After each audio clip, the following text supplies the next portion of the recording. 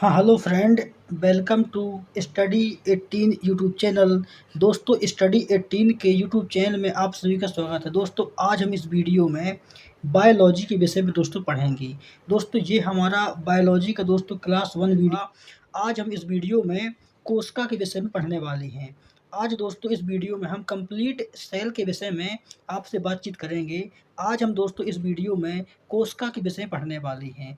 आज दोस्तों इस वीडियो में हम देखेंगे कि कोशिका क्या होती है, कोशिका के कार्य कौन-कौन से होते हैं, कोशिका के भाग कौन-कौन से होते हैं। तो आज दोस्तों इस वीडियो में हम कंप्लीट बायोलॉजी में कोशिका के विषय में पढ़ने वाले हैं। दोस्तों बात करें अगर हम, दोस्तों यहाँ पर हम कोशिका को पढ़ने के पहले और दोस्तों यहाँ पर हम समझते हैं कि बायोलॉजी आखिर होती क्या है, जीव विज्ञान होती क्या है। दोस्तों जीव विज्ञान के अंतर्गत किन-किन चीज़ों का अध्ययन किया जाता है, तो आज हम दोस्तों इस वीडियो में इसके विषय पढ़ने वाले हैं। और दोस्तों बात करें अगर बायोलॉजी की, तो दोस्तों बायोलॉजी का मतलब होता है जीवन का अध्ययन, मतलब कि जीवन का अध्ययन करना ही बायोलॉजी कहलाता है। और बायोलॉजी को 2 भागों में बाँटा गया है। इसका जो पहला भाग है उसको बोलते हैं ज़ूलॉजी, और जो दूसरा भाग है उसको बोलते हैं दोस्तों बॉटनी। तो बायोलॉजी को 2 भागों में बाँटा गया है, एक को बोलते हैं ज़ूलॉजी और दूसरे को बोलते हैं बॉटनी।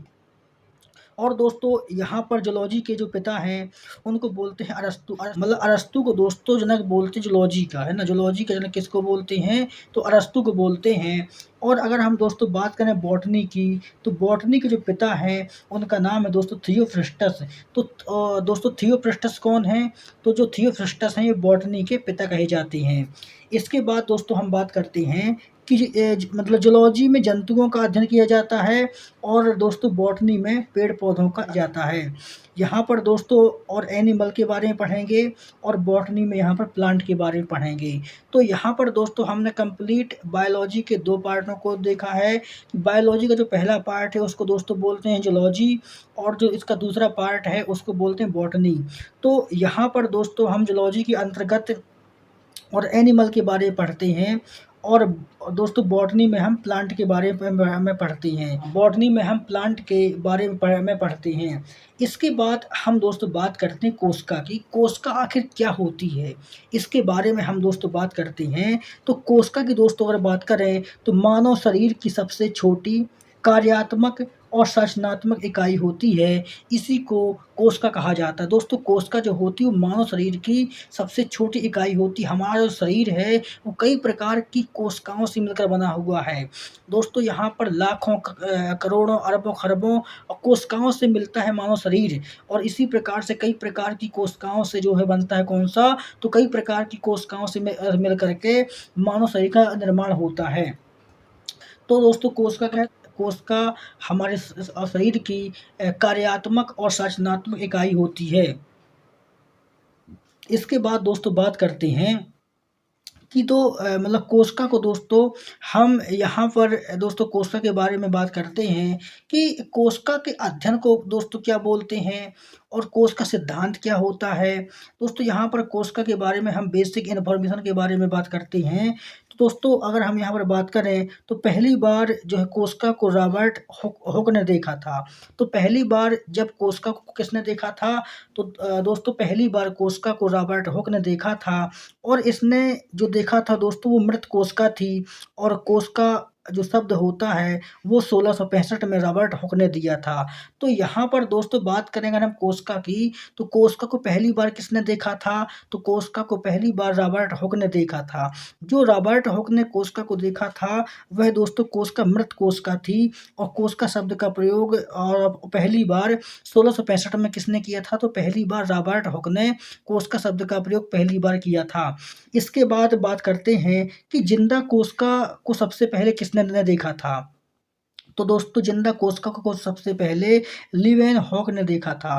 तो लीवेनहॉक ने जिंदा कोशिका को देखा था। पहली बार कोशिका को रॉबर्ट हुक ने देखा था। तो जब पहली बार कोशिका को रॉबर्ट हुक ने देखा था तो वह एक प्रकार से मृत कोशिका थी। लेकिन अगर हम यहाँ पर जिंदा कोशिका की बात करें तो यहाँ पर जिंदा कोशिका को पहली बार लेवेनहॉक ने देखा था और कोशिका के अध्ययन को साइटोलॉजी कहा जाता है। तो कोशिका के अध्ययन को क्या बोलते हैं? कोशिका के अध्ययन को साइटोलॉजी कहा जाता है। और कोशिका सिद्धांत की बात करें तो कोशिका सिद्धांत स्लाइडेन और स्वान ने दिया था। तो स्लाइडेन और स्वान नामक वैज्ञानिकों ने कोशिका सिद्धांत को दिया था। तो यहाँ पर हमने कोशिका के बारे में यहाँ पर बेसिक इन्फॉर्मेशन के बारे में यहाँ पर बात किया है कि पहली बार कोशिका को किसने देखा था, और दोस्तों यहाँ पर जिंदा कोशिका का अध्ययन किसने किया था, और कोशिका के अध्ययन को क्या बोलते हैं, कोशिका सिद्धांत किसने दिया था। तो यहाँ पर हमने कोशिका के बारे में बेसिक इन्फॉर्मेशन के बारे में यहाँ पर हमने बात किया है।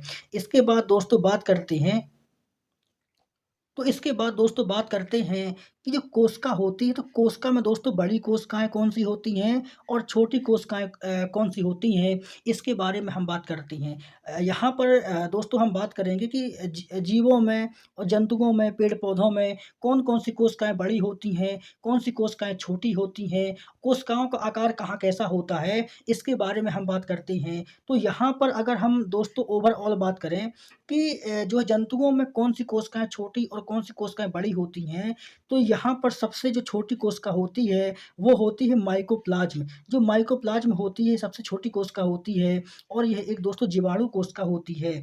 और जो सबसे बड़ी कोशिका होती है, तो सबसे बड़ी कोशिका होती है शुतुरमुर्ग का अंडा। क्या? तो शुतुरमुर्ग का जो अंडा होता है वह इस संसार की या जीव विज्ञान की सबसे बड़ी कोशिका होती है।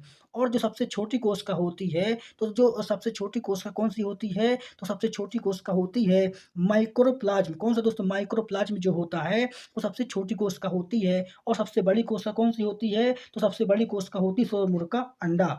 इसके बाद हम दोस्तों बात करते हैं मानव शरीर की। यहाँ पर अभी हमने ओवरऑल बात किया था कि ओवरऑल छोटी बड़ी कोशिकाएं कौन सी होती हैं। अब हम यहाँ पर बात करते हैं कि मानव शरीर में छोटी और बड़ी कोशिकाएं कौन सी होती हैं, इसके बारे में हम बात करते हैं। तो दोस्तों मानव शरीर में जो सबसे छोटी कोशिका होती है वह होती है शुक्राणु, स्पर्म। दोस्तों मेल का जो स्पर्म होता है वो सबसे छोटी कोशिका होती है। और यह मानव शरीर की सबसे छोटी कोशिका कौन सी होती है, तो मानव शरीर की सबसे छोटी कोशिका होती है शुक्राणु। और ये स्पर्म दोस्तों, और मेल का स्पर्म जो होता है ये मानव शरीर की सबसे छोटी कोशिका होती है। और अगर हम यहाँ पर बात करें कि मानव शरीर की सबसे बड़ी कोशिका कौन सी होती है, तो यहाँ पर दोस्तों मानव शरीर की सबसे बड़ी कोशिका होती है अंडाणु। जो भी दोस्तों फीमेल का ओवम होता है, अंडाणु होता है, वो मानव शरीर की सबसे बड़ी कोशिका होती है। तो सबसे छोटी कोशिका शुक्राणु, सबसे बड़ी कोशिका अंडाणु। और दोस्तों मानव शरीर में सबसे लंबी कोशिका कौन सी होती है?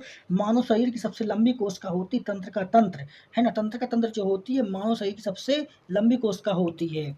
इसके बाद दोस्तों हम बात करते हैं कोशिका के प्रकारों के बारे में। यहाँ पर दोस्तों बात करते हैं हमने यहाँ पर दोस्तों अब हम बात करते हैं कोशिका के प्रकार कौन कौन से होते हैं। दोस्तों अभी हमने इसके पहले दोस्तों देखा कि कौन सी कोशिका बड़ी होती है, कौन सी कोशिका छोटी होती है, ओवरऑल कौन सी कोशिका बड़ी है, कौन सी कोशिका छोटी है, और मानव में कौन सी कोशिका बड़ी है, कौन सी कोशिका छोटी है। अब हम यहाँ पर बात करते हैं कोशिका के प्रकार कौन कौन से होते हैं। टाइप ऑफ सेल, मतलब कि कोशिका कितने प्रकार की होती है उसके बारे में हम बात करते हैं। तो दोस्तों कोशिकाएं जो होती है वो दो प्रकार की होती है। एक होती है दोस्तों प्रोकैरियोटिक कोशिका, और दूसरी होती है यूकैरियोटिक कोशिका। तो प्रोकैरियोटिक कोशिका और यूकैरियोटिक कोशिका। यहाँ पर दोस्तों बात करें अगर हम मतलब प्रोकैरियोटिक कोशिका की, तो प्रोकैरियोटिक कोशिका जो होती है ये विकसित नहीं होती है, और ये एक कोश की जीवों में पाई जाती है, और ये जीवाणु, वायरस, विषाणु और शैवालों में होती है। तो यहाँ पर अगर हम बात करें प्रोकैरियोटिक कोशिका की, तो दोस्तों प्रोकैरियोटिक कोशिका विकसित कोशिका नहीं होती है। यह एक प्रकार से जीवाणु, वायरस, विषाणु, शैवालों, कवकों, इसमें जो भी कोशिकाएं पाई जाती हैं वो प्रोकैरियोटिक कोशिकाएं होती हैं। इसमें इनमें दोस्तों केंद्रक नहीं पाया जाता है। और एक प्रकार से जो भी प्रोकैरियोटिक कोशिकाएं होती हैं वह अल्प विकसित होती हैं, वह विकसित नहीं होती हैं, और इनका कोई आकार फिक्स नहीं होता है, इनके अंदर केंद्रक नहीं पाया जाता है, और एक प्रकार से ये विकसित नहीं होती है। वहीं दोस्तों हम बात करें यूकैरियोटिक कोशिकाएं की, तो जो भी यूकैरियोटिक कोशिकाएं होती हैं ये एक प्रकार से पूर्ण विकसित होती हैं। क्या होती हैं? ये एक प्रकार से पूर्ण विकसित होती हैं और पूर्ण विकसित के साथ-साथ ये जंतुओं और पेड़-पौधों में पाई जाती हैं। तो जो भी कोशिकाएँ दोस्तों हम मानव में पाई जाती हैं, पेड़-पौधों में पाई जाती हैं, वो सभी कोशिकाएँ यूकेरियोटिक कोशिकाएँ होती हैं। क्योंकि जो भी कोशिकाएँ जंतुओं में होंगी, मानवों में होंगी, एक प्रकार से बड़े जीवों में होंगी, वो सारी कोशिकाएँ यूकेरियोटिक कोशिकाएँ होती हैं। और दोस्तों यूकेरियोटिक कोशिकाओं को दो भागों में बाँटा गया है। इसमें जो पहली कोशिका होती है दोस्तों जंतु कोशिका और पादप कोशिका। तो दोस्तों यूकेरियोटिक जो कोशिकाएँ होती हैं वो 2 प्रकार की होती हैं। एक होती है जंतु कोशिका और दूसरी होती पादप कोशिका। तो दोस्तों जंतु कोशिका जो होती है वो मानव में पाई जाती है और जो पादप कोशिकाएँ होती हैं वो पेड़-पौधों में पाई जाती हैं। तो आज दोस्तों हम इस वीडियो में जंतु कोशिका के बारे में पढ़ेंगे। भी यूकेरियोटिक कोशिकाएँ होती हैं वो 2 प्रकार की होती जंतु कोशिका और पादप कोशिका। इसके बाद हम दोस्तों बात करते हैं अब जंतु कोशिका के बारे में। तो इसके बाद दोस्तों हम बात करते हैं कि जो भी जंतु कोशिका होती है, तो जंतु कोशिका का आकार गोल होता है। इसकी अगर हम दोस्तों संरचना की बात करें, तो जंतु कोशिका का आकार कैसा होता है? तो दोस्तों जंतु कोशिका का जो आकार होता है, गोल होता है और जो भी पादप कोशिका होती है, पादप कोशिका का आकार चौकोर होता है।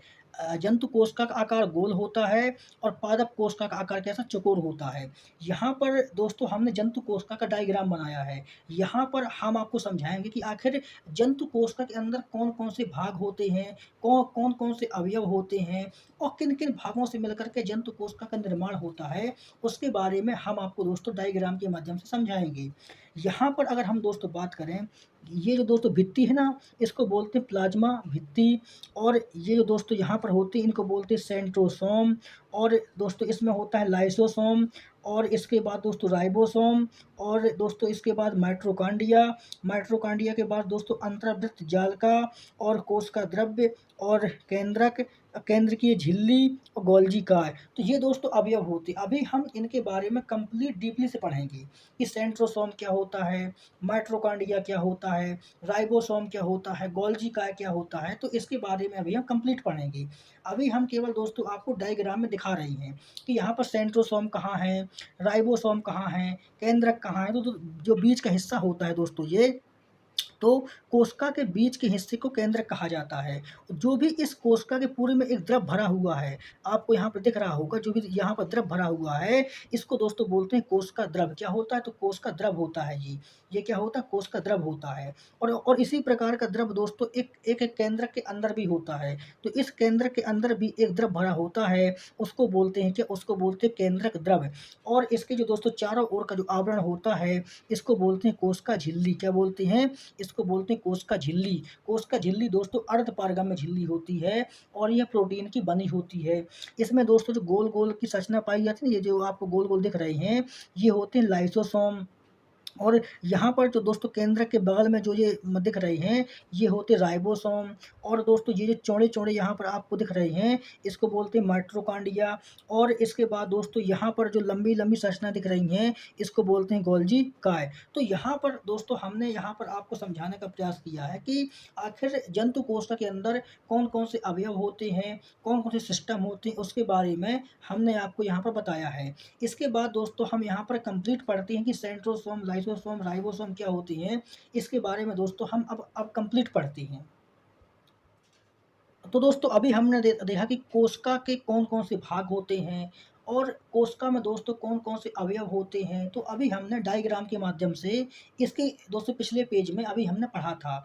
तो यहाँ पर दोस्तों बात करें अगर हम कोशिका की, तो कोशिका के कौन-कौन से भाग होते हैं और इनका दोस्तों जंतु कोशिका के बारे में हम दोस्तों बात कर रहे हैं कि जंतु कोशिका में कौन-कौन से भाग होते हैं। अगर हम इसके बारे में दोस्तों बात करें, तो जंतु कोशिका के भागों के बारे में बात करें, इसका जो पहला भाग होता है वह दोस्तों होता है जीव द्रव्य। क्या होता है? जीव द्रव्य होता है और इसी को बोलते हैं कोशिका द्रव्य और केंद्रक द्रव्य। जीव द्रव्य के दोस्तों 2 भाग होते हैं, एक होता है कोशिका द्रव्य क्या होता है? एक होता है कोशिका द्रव्य और दूसरा होता है केंद्रक द्रव्य।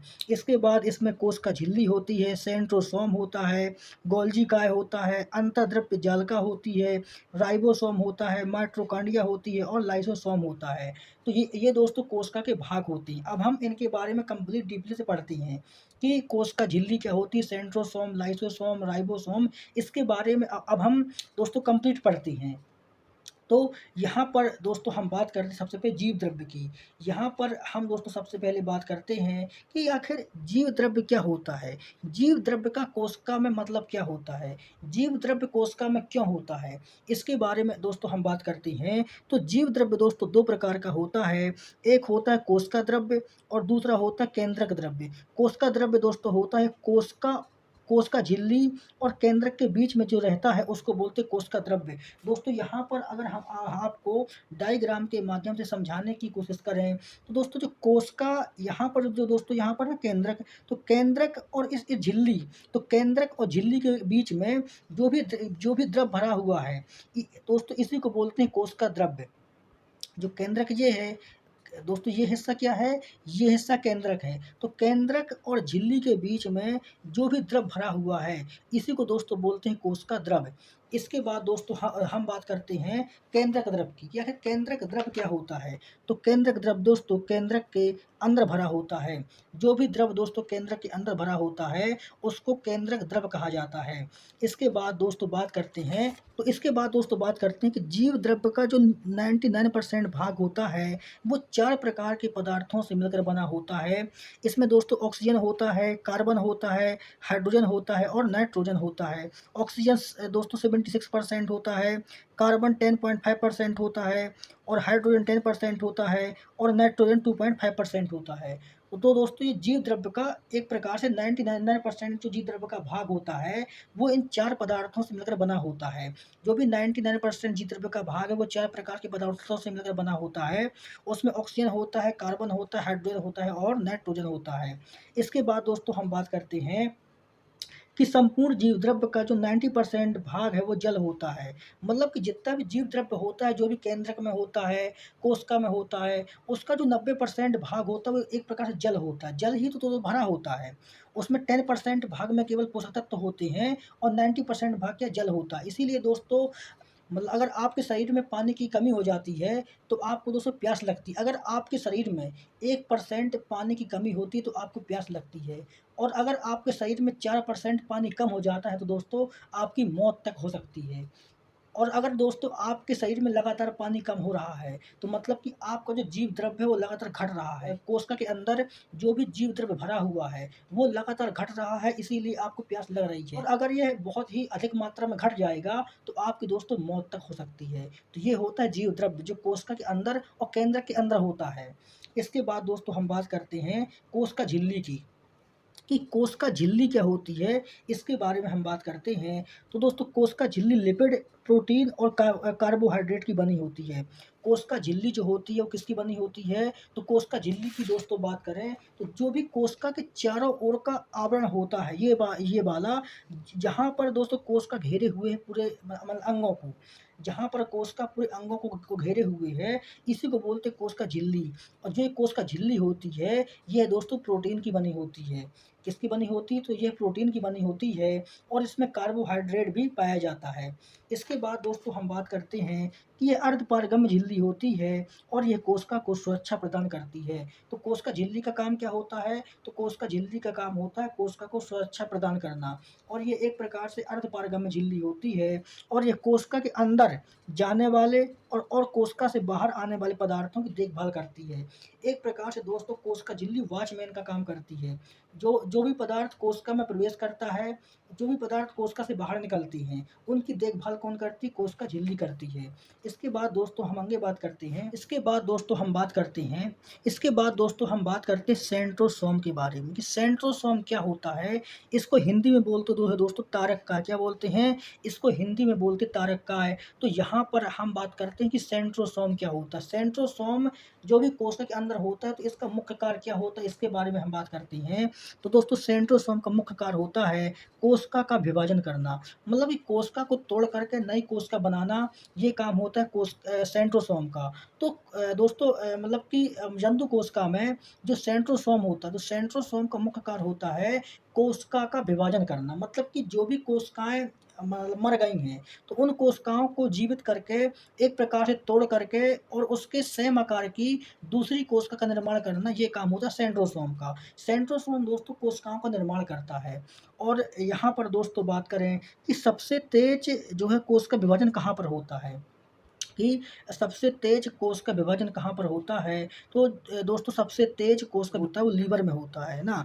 क्या होता है, तो लीवर में सबसे तेज कोश का विभाजन होता है और यहाँ पर दोस्तों लीवर कट जाने पर जल्दी से जुड़ जाता है। लीवर में दोस्तों बहुत तेज़ी से कोश का विभाजन होता है।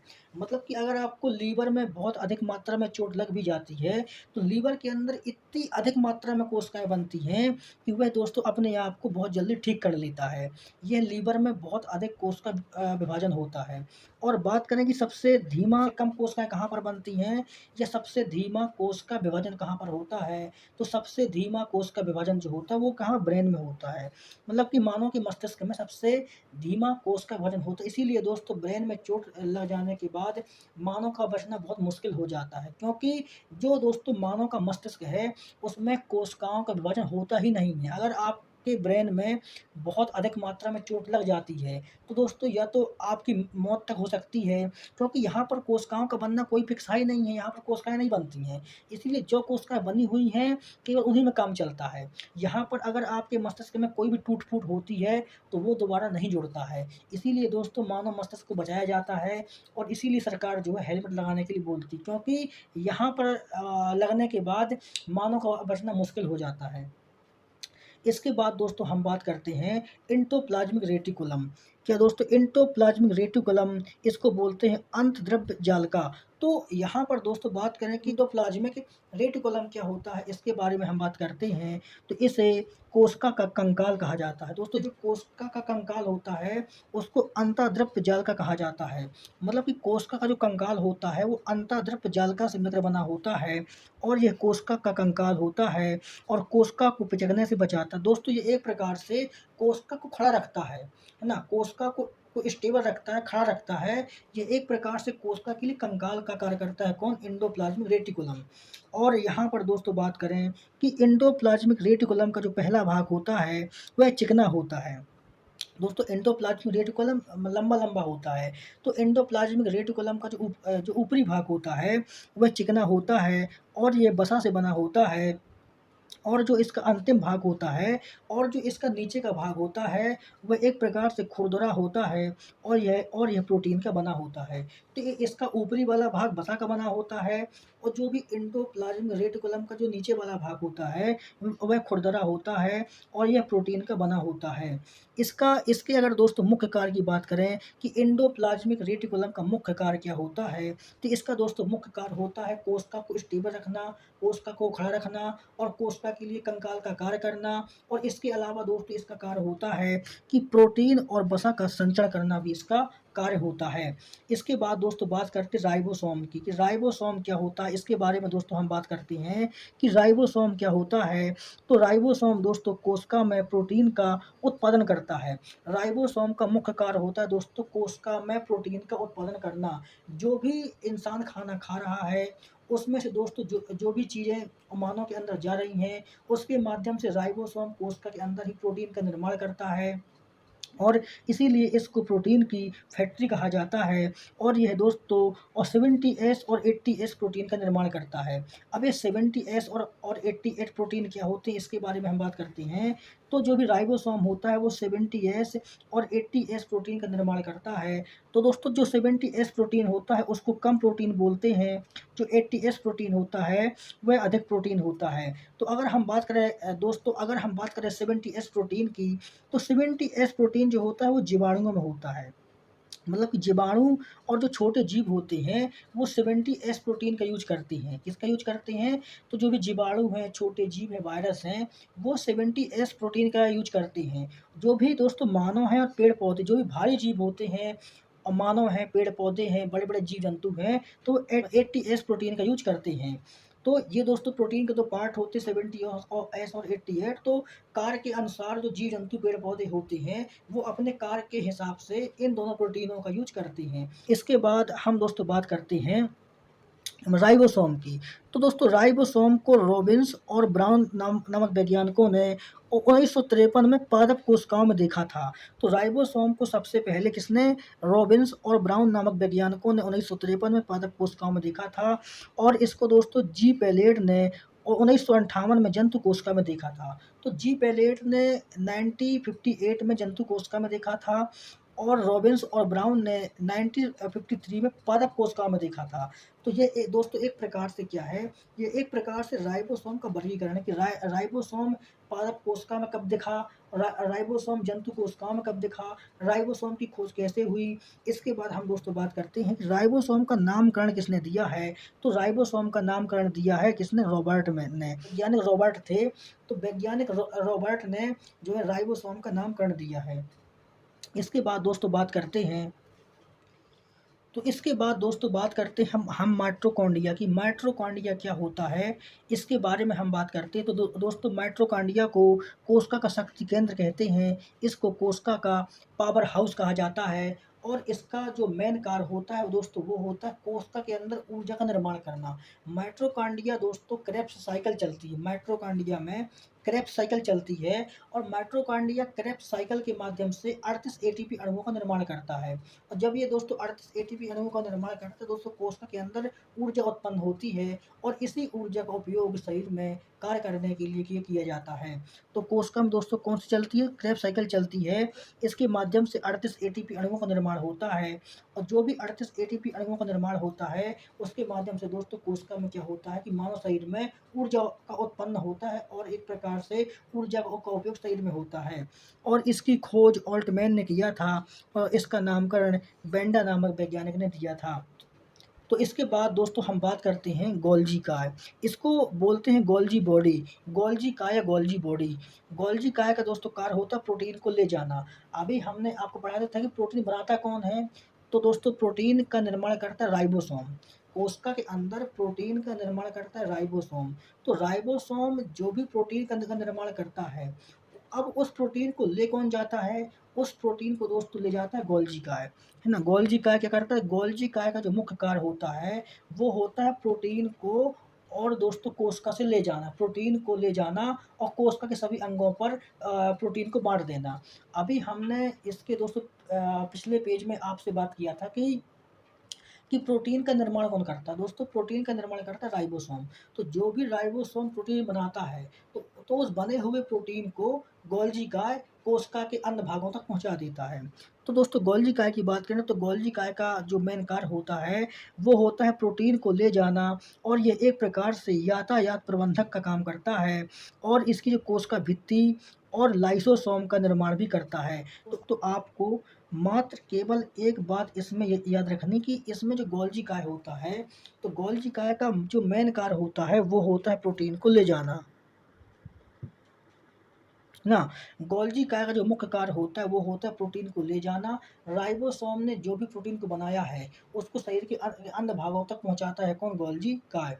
और इसकी जो दोस्तों खोज किया था तो इसकी खोज फैमिलो गोल्जी ने किया था और इसकी जो संरचना होती है वो नलिकाओं के समान होती है। इसके बाद दोस्तों हम बात करते हैं लाइसोसोम की कि लाइसोसोम क्या होता है, इसके बारे में हम बात करते हैं। तो दोस्तों लाइसोसोम जो होता है तो लाइसोसोम को आत्महत्या की थैली कहा जाता है।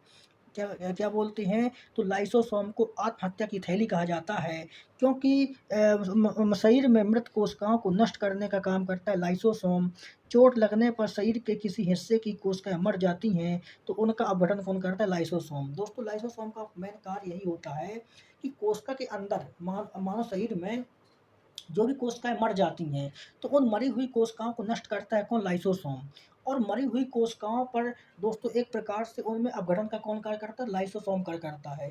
इसीलिए लाइसोसोम को आत्महत्या की थैली कहा जाता है। मतलब कि कोशिकाओं को मान लो नष्ट करवाना है, कोशिकाओं को नष्ट करवाना है तो काम करेगा कौन, लाइसोसोम, है ना। कोशिका को अगर नष्ट करवाना है तो उसके लिए काम करेगा कौन, लाइसोसोम। और मान लो कोशिका को बनाना है, मान लो कोशिकाओं को बनाना है तो कोशिका को दोस्तों बनाने के लिए कौन कार्य करता है, दोस्तों मान लो जैसे कोशिकाओं को नष्ट करवाना है तो कोशिकाओं को नष्ट करवाने के लिए लाइसोसोम है। लाइसोसोम को दोस्तों आत्महत्या की थैली बोलते हैं और लाइसोसोम मरी हुई कोशिकाओं को नष्ट कर देता है। और मान लो कि कोशिकाओं को बनाना है तो कोशिकाओं को दोस्तों बनाने के लिए सेंट्रोसोम होता है। सेंट्रोसोम का कार्य काम होता है कोशिकाओं को बनाना, है ना। सेंट्रोसोम का कार्य होता है कोशिकाओं को बनाना और लाइसोसोम का कार्य होता है कोशिकाओं को नष्ट कर देना। तो यहाँ पर दोस्तों हमने इस वीडियो में कंप्लीट जंतु कोशिका के बारे में दोस्तों बात किया है। जंतु कोशिका में कौन कौन से कोशिका के अंग होते हैं, उनका कार्य क्या होता है, कोशिका दोस्तों किस प्रकार से कार्य करती है। तो यहाँ पर हमने कंप्लीट जंतु कोशिका के बारे में आपसे बात किया है। दोस्तों हम इसके अगले वीडियो में पादप कोशिका के बारे में आपसे बात करेंगे। तो दोस्तों जब तक के लिए आप सभी का धन्यवाद।